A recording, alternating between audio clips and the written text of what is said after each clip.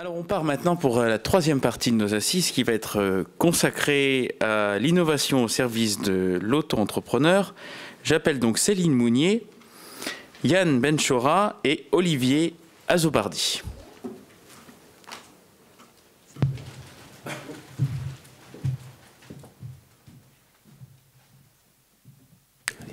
Allez-y.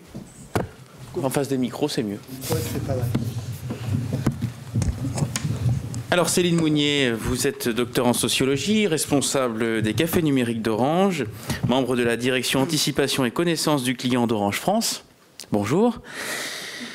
Yann Benchora, vous représentez la plateforme web d'expertise comptable Ça compte pour moi, qui va tout à l'heure vous évoquer le partenariat signé avec la Fédération des auto-entrepreneurs. C'est-à-dire la possibilité pour tous les auto-entrepreneurs adhérents à la FEDAE d'accéder à un outil de gestion en ligne, donc qui permet de piloter leur activité quand ils le souhaitent, partout où ils le souhaitent, à partir d'un objet connecté. C'est bien ça? Très bien résumé. Olivier Azopardi, directeur d'EasyTransac, qui interviendra sur la dématérialisation des paiements accessibles aux auto-entrepreneurs. Donc notre troisième partie va durer une trentaine de minutes, avec une partie consacrée aux questions-réponses pour le public. Les thèmes abordés: communiquer, vendre, gérer, comment les nouveaux services aident les auto-entrepreneurs à se développer, le cloud, la mobilité, la digitalisation, les grandes tendances qui accompagnent aujourd'hui les TPE, et évidemment, à vous, auto-entrepreneurs, les questions pour vous demander ce qu'il vous manque. Céline, dites-nous alors un peu quelles sont aujourd'hui les innovations au service de l'auto-entrepreneur qu'apporte Orange. Donc, je vais essayer de répondre en 4 temps, juste en rappelant quelque chose sur Orange. Donc Orange, c'est bien sûr une entreprise qui doit faire du commerce, mais elle fait aussi partie de ces entreprises qui ont une responsabilité sociale à jouer dans le tissu économique. Et la défense de l'entrepreneuriat fait bien sûr partie de cette responsabilité, à côté d'autres grandes responsabilités sur l'environnement, l'enfance et la vie numérique, les femmes entrepreneurs aussi, pour donner quelques exemples. Donc j'ai envie de dire que sur le domaine de la vie numérique, je vais classer les 4 axes on va dire d'innovation sur 4 mots. Le mot mandat, le mot orchestration, le mot wiki et puis le mot entremise. Et sur ces 4 registres, plusieurs actions sont engagées et plusieurs actions en partenariat. J'insiste là-dessus parce qu'on ne peut jamais faire tout ça seul en tant qu'on est un opérateur. Donc premier point sur le mandat, une chose très très importante qui ressort de toutes les études, de tous les points de contact qu'on a avec des entrepreneurs, c'est cette dimension de protection, et en particulier de protection des données personnelles et de protection des données de l'entreprise qui sont un véritable patrimoine immatériel. Donc sur ce point, le mandat, c'est en fait je mandate un tiers, je suis tiers de confiance, donc Orange est un opérateur tiers de confiance par rapport à cette protection des données personnelles, protection des données de l'entreprise, notamment sur plusieurs services du cloud, avec des données qui sont protégées, et on assure la protection de ces données. Exemple très important sur le côté tiers de confiance par rapport au mandat. Du côté de l'orchestration, sur ce point, ce qui est important, c'est que nous sommes une entreprise qui, avec les entrepreneurs, travaillons avec un réseau de partenaires de services en ligne qui vise à améliorer la relation client, la protection de ses données, je viens de le dire, qui vise à simplifier sa gestion. Donc en gros, on peut dire que au catalogue d'Orange, donc vous pouvez aller voir mes collègues qui sont sur le stand, et il y a le catalogue qui est juste à la sortie des ventes pour des offres pour les clients qui sont des petites entreprises. Ce qui est important, c'est que là, il y a tout ce qu'il faut pour composer pour chacun une offre qui est juste ce qu'il faut, mais tout ce qu'il faut pour auto-entreprendre. Je dis sciemment auto-entreprendre, puisque là, autour de l'auto-entrepreneuriat, ce qui est intéressant, c'est cette idée de responsabilité individuelle de personnes qui auto-entreprennent. Donc voilà, il y a toute la panoplie d'offres qui repose sur aussi une expertise d'Orange, à nouer des partenariats avec plusieurs entreprises, et le tout s'adossant sur le réseau, la fibre et la 4G qui sont on va dire l'infrastructure réseau sur laquelle peut parfaitement se développer tous les services. Derrière le wiki, donc certes, il y a des solutions pour créer son site web qui sont aisées, simples à prendre en main, ergonomiques, donc c'est au catalogue cela. Il n'empêche que derrière le wiki, on met en avant cette idée que c'est pas parce qu'on a des offres aisées à prendre en compte qu'on n'a pas besoin de soutien par des pairs entrepreneurs, des pairs PAIR, voilà,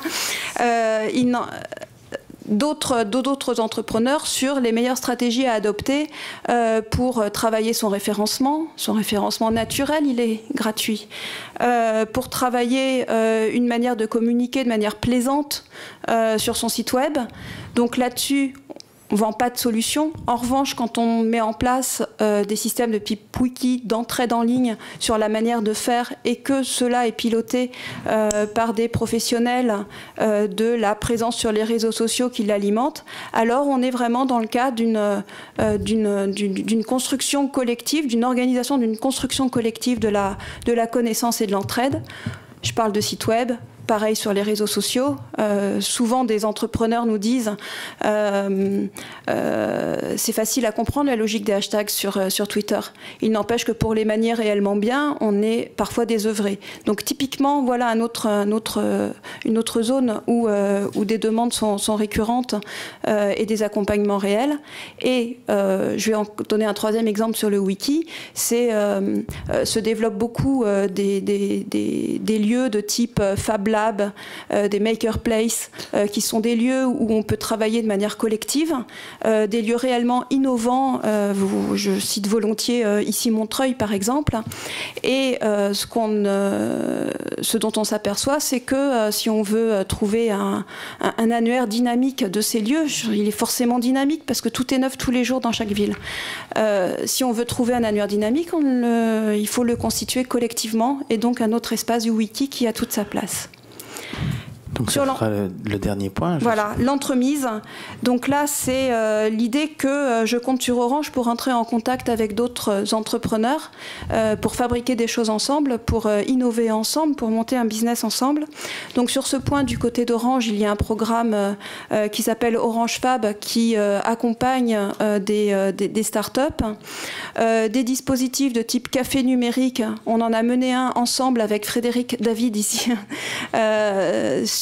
qui réunit des auto-entrepreneurs qui veulent monter des projets et parler innovation. Donc on l'a fait très récemment. Et donc ce qui est très intéressant sur l'entremise, c'est vraiment de parler de partenariat autour de projets, d'entremise pour faire des projets et de protéger ces projets, de créer des cadres qui les protègent. Qui dit web dit ouverture, mais qui dit web dit aussi protection possible des projets. Et sur la protection, ça ne peut se faire qu'en partenariat, puisque la protection, c'est bien sûr et la protection des projets et des personnes qui entreprennent, mais sur la protection des personnes, là, c'est bien sûr plus du registre d'institutions telles que la Fédération des auto-entrepreneurs d'Agir, d'où l'importance de construire collectivement des partenariats qui innovent eux-mêmes. Merci Céline. On y reviendra tout à l'heure dans une partie qui suivra celle-ci. Alors maintenant, je me tourne du côté de Yann Benchora. Yann, vous allez nous parler en fait de l'expert comptable 100% connecté, c'est-à-dire que les auto-entrepreneurs, quand on est auto-entrepreneur, où que l'on soit, eh bien, on peut effectivement via le partenariat que vous avez signé avec la FEDAE et votre innovation, gérer son activité à n'importe quel moment. Oui, bonjour à tous. Donc, je suis Yann Benchora, je suis le manager général de Ça compte pour moi, l'expert comptable 100% connecté, le service d'expertise comptable totalement en ligne. Je tiens à remercier Grégoire Leclerc de nous avoir invités aux troisièmes assises de l'auto-entrepreneuriat de la Fédé. Voilà, donc pour nous, experts comptables déjà depuis plus de 30 ans, plus de 35 ans par le biais de la compagnie fiduciaire qui a incubé notre innovation. Donc on a plus de 10 000 clients, donc on a quand même et plus de 500 collaborateurs, donc on a une expertise comptable si je puis dire. Donc nous on a souhaité innover pour pallier un peu à ce que disait Grégoire, à l'ubérisation des experts comptables par les nouvelles technologies de la communication que vous voyez tous les jours sur vos smartphones. Et donc on a anticipé ça depuis quelques années en faisant beaucoup de recherche et développement, et on a lancé cette innovation début 2015. Et nous, notre principale cible, c'était bien sûr l'entrepreneur, le nouvel entrepreneur qui est un peu familier avec tous les outils que vous pouvez avoir, que vous pouvez utiliser aujourd'hui avec Internet, mais également on n'a pas voulu mettre de côté l'auto-entrepreneur. On a totalement inclus l'auto-entrepreneur dans nos offres de services dédiés à l'entrepreneuriat. Et on a préconisé une offre dédiée pour suivre et pour aider l'auto-entrepreneur à piloter son activité depuis le départ avec nos outils totalement en ligne. C'est pourquoi on a souhaité se rapprocher tout naturellement de la Fédération des auto-entrepreneurs et donc de Grégoire Leclerc pour proposer en fait à tous les adhérents de la Fédé de pouvoir accéder à notre service qui est intitulé service guidage, un service qui en fait vous allez pouvoir accéder à notre espace de gestion en ligne et sous certaines conditions bénéficier des indicateurs clés, de votre comptabilité suivie en temps réel avec la récupération de vos flux bancaires totalement sécurisés sur nos serveurs pour pouvoir piloter de vous-même et avoir l'impression de devenir entrepreneur et de faire prospérer petit à petit votre activité pour la faire décoller, parce que l'objectif malgré tout d'un auto-entrepreneur, c'est bien sûr de prospérer et de dépasser, je dirais, les seuils fiscaux pour devenir tout simplement entrepreneur et créer sa propre activité, sa propre économie pour pouvoir, si possible, embaucher du personnel. Voilà un peu les modalités de notre partenariat avec la Fédé. Et aujourd'hui, on peut dire qu'on est très satisfait de signer ce genre de partenariat qui vient compléter un partenariat que nous avons signé avec le groupe des caisses d'épargne sur toute la France et le groupe Generali qui permet de fournir des services complémentaires à nos clients, entrepreneurs ou auto-entrepreneurs. Merci pour ce propos précis et concis. Alors je me tourne du côté de Olivier Azopardi. Vous êtes directeur d'EasyTransact, donc vous allez aborder un nouveau moyen pour les auto-entrepreneurs de payer, c'est-à-dire ou de recevoir des paiements, c'est-à-dire la dématérialisation du paiement que vous avez vous aussi rendu accessible aux auto-entrepreneurs. Alors racontez-nous cette nouvelle expérience. Déjà, bonjour à tous. Je suis le cofondateur d'EasyTransact. EasyTransact, c'est une société qui a décidé de faire bouger les lignes sur le paiement, l'acquisition de paiement. Parce qu'aujourd'hui, en termes d'acquisition de paiement, il y a les TPE. Les TPE sont très difficilement accessibles aux auto-entrepreneurs, aux TPE, enfin aux TPE, très petites entreprises. Et on a essayé de savoir pourquoi et comment on pouvait contourner le problème. Donc pourquoi ? Il y a plein de raisons. Parce que les auto-entrepreneurs n'intéressent pas forcément les banques. Ça, c'est le premier point. Les coûts sont très élevés. Le pouvoir encaissé par carte bancaire, ça coûte très cher. Il faut quand même savoir que la France, c'est le pays où on a le taux d'équipement en carte bancaire le plus élevé d'Europe. Et avec en plus une spécificité qui est uniquement française, c'est le débit différé. Donc ça, c'est un point qui est extrêmement important. Et du reste, la conséquence de ça, c'est qu'il y a 2 ans, il y a une étude qui est sortie qui indiquait que 58% des Français avaient renoncé à un achat parce qu'ils ne pouvaient pas payer par carte bancaire. Donc c'est une vraie problématique. Donc on s'est penché sur le problème. Donc on a trouvé les principales raisons, ce que je disais tout à l'heure, c'est-à-dire le prix, la mobilité, c'est assez peu nomade, c'est fragile et ça coûte très cher. Donc on a essayé de trouver une solution qui soit une solution innovante avec un modèle économique banque disruptif. Donc on a essayé d'être disruptif autant sur le modèle que sur la solution technique. Donc on a décidé de créer une application mobile. C'est un TPE virtuel. L'objectif de ce TPE, c'est vraiment le TPE pour tous. C'est-à-dire que c'est un TPE, c'est votre téléphone qui vous sert à encaisser les cartes bancaires sans appareil supplémentaire. C'est juste une application. Vous scannez la carte de vos clients et où vous récupérez par NFC la carte de votre client et l'encaissement est fait directement. Donc il y a un appel à paiement à la banque et le paiement se fait directement et vous êtes crédité le lendemain sur votre compte, enfin à 4 h du matin, le jour même sur votre compte. C'est très simple. On a essayé de simplifier au maximum le système tout en ayant un maximum de fonctionnalités pour répondre aux besoins des auto-entrepreneurs. Après ça, EasyTransact, c'est pas uniquement une application, mais c'est aussi un écosystème global, c'est-à-dire qu'avec cette application, à la demande de certains auto-entrepreneurs, on a aussi développé des API pour les sites web pour pouvoir vous connecter et récupérer aussi vos ventes en ligne sur le même back-office que votre application mobile. Et on a aussi développé un back-office qui est extrêmement simple, qui permet aussi de piloter et d'exporter, donc vers des applications potentiellement via web service, les dépenses et les encaissements. Mais c'est aussi un système qui est très simple, avec un service client qui est quand même important. Et un des points intéressants, c'est qu'on a pensé aux auto-entrepreneurs aussi dans la conception de notre application, c'est qu'on a intégré un outil CRM. Souvent, le problème des auto-entrepreneurs, c'est qu'ils ont du mal à collecter la data de leurs clients, c'est-à-dire mieux connaître leurs clients et savoir après communiquer avec eux. Et la solution qu'on a trouvée, c'est que c'est l'envoi du reçu de paiement, facturette entre guillemets, c'est une appellation, on va dire, simple de reçu de paiement. L'envoi du reçu de paiement est fait par email. Donc les gens qui encaissent via notre application vous donnent généralement un vrai email et pas un email poubelle, parce qu'ils veulent recevoir le... Non mais c'est une réalité, hein. Ça permet de qualifier les bases, et après ça vous permet, vous, de collecter les bases de vos clients qui encaissent via notre application et de pouvoir après communiquer avec eux, les suivre, les relancer et répondre à tous leurs besoins. Donc voilà, j'ai essayé d'être assez court, mais vraiment, notre objectif, ça a été de trouver une solution pour les exclus des systèmes et des banques, des systèmes de paiement actuels du marché. Et ça, c'est vraiment notre positionnement. On a un modèle, c'est un pourcentage par transaction, il n'y a pas d'abonnement, il n'y a pas de coût fixe, l'application est gratuite.